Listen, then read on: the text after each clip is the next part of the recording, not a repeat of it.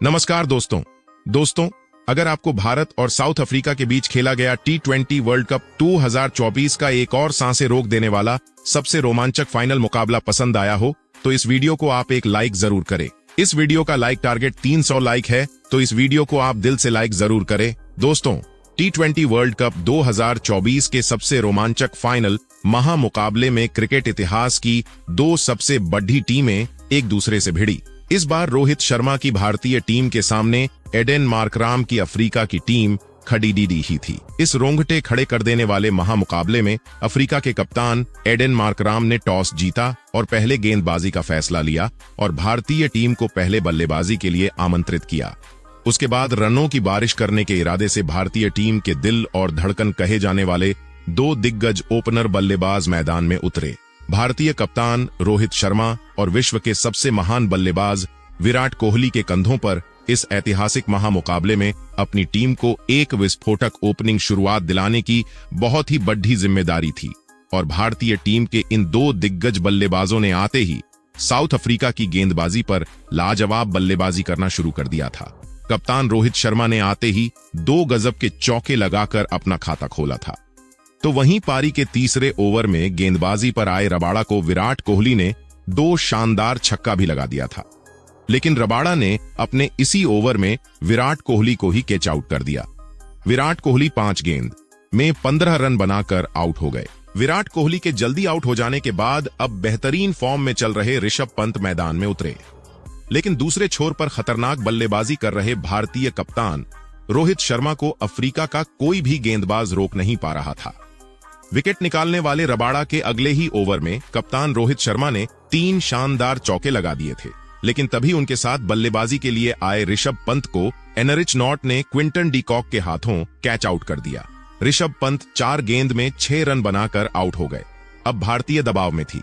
भारतीय टीम को लगे इन 2 बड़े झटकों की वजह से अफ्रीका की गेंदबाजी अब भारतीय बल्लेबाजी पर हावी होने लगी थी, लेकिन तभी सूर्य कुमार यादव बल्लेबाजी करने मैदान में उतरे और सूर्य कुमार यादव ने आते ही 2 शानदार चौका लगाकर अपना खाता खोला था।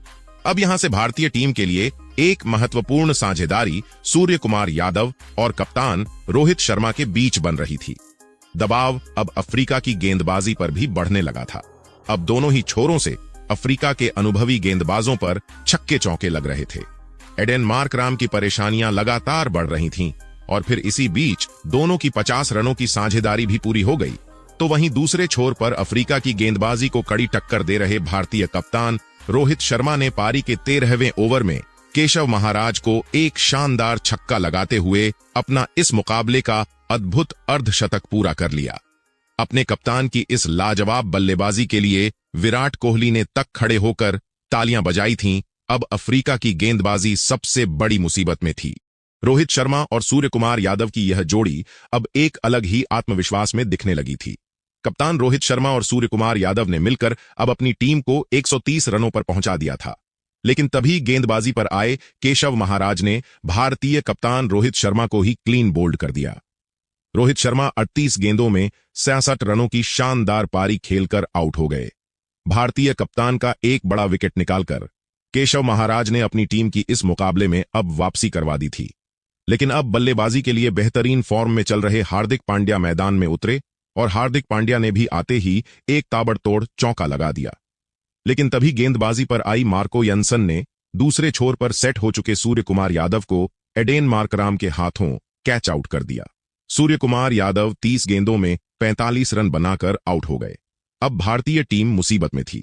दोनों ही सेट बल्लेबाजों के विकेट के बाद अब भारतीय टीम की रणगति अब धीमी पड़ने लगी थी। अब बल्लेबाजी के लिए रविंद्र जडेजा मैदान में उतरे, लेकिन हार्दिक पांड्या अफ्रीका के गेंदबाजों के सामने हार नहीं मान रहे थे और पारी के 18वें ओवर में तबरेज शम्सी को 3 लगातार अद्भुत छक्के लगते हुए हार्दिक पांड्या ने फिर एक बार अफ्रीका की टीम को बैकफुट पर धकेल दिया। हार्दिक पांड्या की इस बल्लेबाजी ने रोहित शर्मा और विराट कोहली के तो होश उड़ा दिए थे, लेकिन इसी ओवर में तबरेज शम्सी को एक और छक्का लगाने के चक्कर में Hardik Pandya Quinton de Kock के हाथों कैच आउट हो गए। हार्दिक पांड्या 11 गेंदों में 25 रन बनाकर आउट हो गए। तो वहीं उनके बाद बल्लेबाजी के लिए आए शिवम दुबे को भी उनकी पहली ही गेंद पर तबरेज शम्सी ने एडेन मार्कराम के हाथों कैच आउट कर दिया। शिवम दुबे इस मुकाबले में अपना खाता भी नहीं खोल पाए। ही ओवर में भारतीय टीम ने लगातार अपने 2 विस्फोटक बल्लेबाजों को एक के बाद एक खो दिया था। अब बल्लेबाजी के लिए अक्षर पटेल मैदान में उतरे थे और फिर यहां से अंत में अक्षर पटेल और रविंद्र जडेजा की इस जोड़ी ने ऐसी धमाकेदार बल्लेबाजी करना शुरू कर दिया जिसने अफ्रीका के कप्तान एडेन मार्कराम को तक हैरान कर दिया। दोनों ही खिलाड़ी अंत के ओवरों में अफ्रीका की गेंदबाजी के लिए किसी बुरे सपने की तरह साबित हो रहे थे और दोनों की इसी अद्भुत बल्लेबाजी के चलते भारतीय टीम ने 191 रनों का एक बड़ा लक्ष्य अफ्रीका की टीम के आगे रखा। उसके बाद भारतीय टीम से मिले 192 रनों के विशाल लक्ष्य का पीछा करने अफ्रीका के 2 दिग्गज ओपनर बल्लेबाज मैदान में उतरे। क्विंटन डी कॉक और रीजा हेंड्रिक्स के कंधों पर इस महामुकाबले में अपनी टीम को एक शानदार ओपनिंग शुरुआत दिलाने की बहुत ही बड़ी जिम्मेदारी थी और अफ्रीका की इस ओपनिंग जोड़ी ने मैदान में उतरते ही धमाकेदार बल्लेबाजी करना शुरू कर दिया था।